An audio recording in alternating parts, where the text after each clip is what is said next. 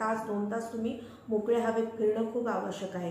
त्यामुळे मेडिटेशन करण्यामुळे आपल्या मनामध्ये उत्साह भरेल आणि मनातील विचारांना सुद्धा स्थिरता प्राप्त होईल।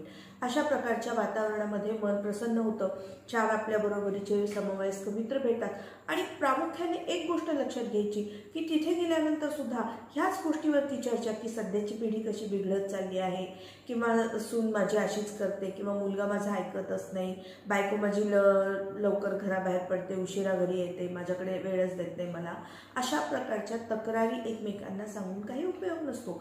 त्यामुळे जास्तीत जास्त चांगल्या आनंदी गोष्टींवरती तुम्ही चर्चा केली पाहिजे। कसं आहे ना, कोणतेही दुःख हे जितकं जास्त तुम्ही उगाळाल तितकी तुमच्या मनामध्ये ती जखम तशीच ओलसर राहते आणि ती ठसठसत राहते, तर ती जखम कोरडी होणारच नाही।